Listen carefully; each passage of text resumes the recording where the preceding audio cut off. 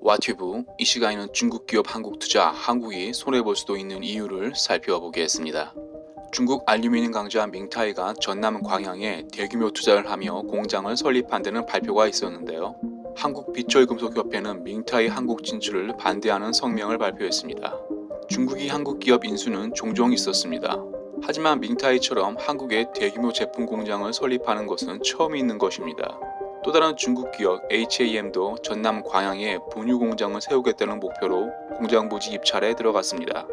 한국산 분유는 중국 멜라민 가짜 분유 사태 이후에 품귀 현상이 있을 정도로 여전히 인기가 높습니다. 그럼 왜 중국은 인건비도 비싼 한국에 그것도 생산 공장을 설립하려는 것일까요? 중국은 미국과 무역 정쟁을 하고 있습니다. 미국은 중국산 제품에 20% 관세를 때리고 있습니다.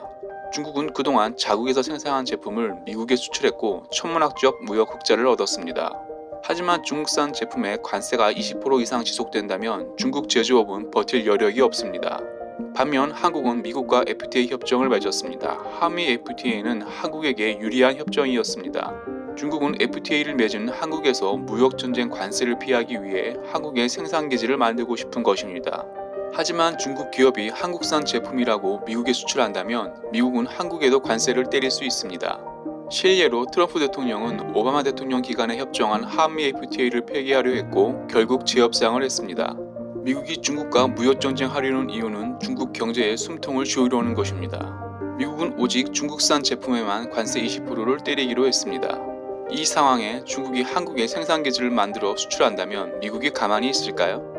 만약 미국이 한국산 제품에도 관세를 올린다면 한국으로서는 엄청난 타격을 받을 것입니다. 또한 중국은 자국에 진출한 외국 기업에도 공산당 조직을 만들 것을 요구합니다. 중국 기업이 한국에 들어온다면 자연스럽게 공산당 조직이 들어올 수 있습니다. 중국이 서방으로부터 공격받는 이유 중에 중국 기업은 중국 공산당에서 운영한다는 의심입니다. 실제로 중국 화웨이 5G 설비 가격은 경쟁업체보다 무려 30% 이상 저렴한 것으로 나타났습니다. 이것은 천문학적 개발비가 들어가는 5G에서 불가능한 가격이기에 중국 공산당 지원이 있었다는 의심입니다.